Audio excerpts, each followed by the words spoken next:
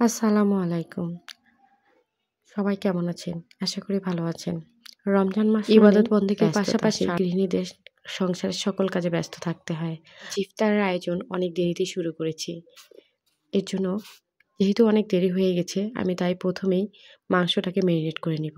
এর জন্য আমি টক দই, সামান্য হলুদের গুঁড়া, মরিচের গুঁড়া, জিরার গুঁড়া, গরম মশলার গুঁড়ো এবং সাথে দিয়ে দিচ্ছি স্বাদ মতো লবণ এবং আমি এর মধ্যে দিব সয়া সস, টমেটো সস আর বারবিকিউ সস দিয়ে ভালোভাবে হাত দিয়ে মশলাটা আমি মেখে নিয়ে এর মধ্যে আগে থেকে কেটে রাখা মাংসগুলো দিয়ে দিচ্ছি।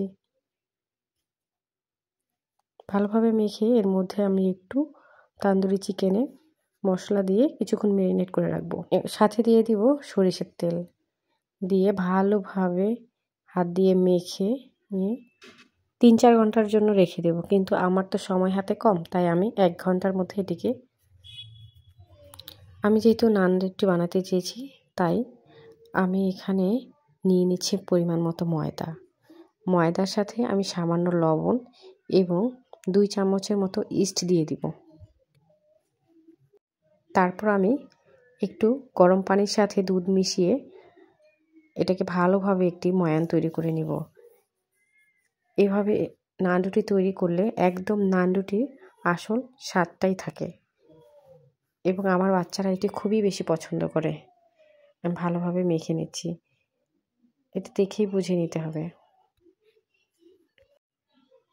এরপর মাখানো হয়ে গেলে আমি একটু তেল দিয়ে কিছুক্ষণ ভালো ঢাকনা দিয়ে ঢেকে রাখলে এটা ফুলে উঠবে।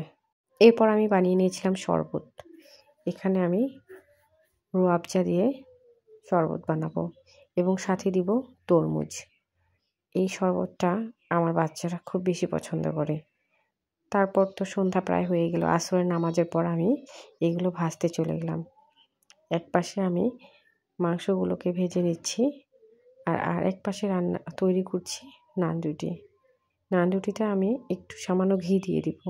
এটি ঘি দিলে নান রুটিটা অনেক সফট থাকে, স্বাদেরও কোনো হেরফের হয় না। ইফতারের আগে আগে গৃহিণীদের কাজের চাপ এত পরিমাণ বেড়ে যায়, মনে হয় আরও 2টা হাত হলে অনেক বেশি কাজ করা যেত।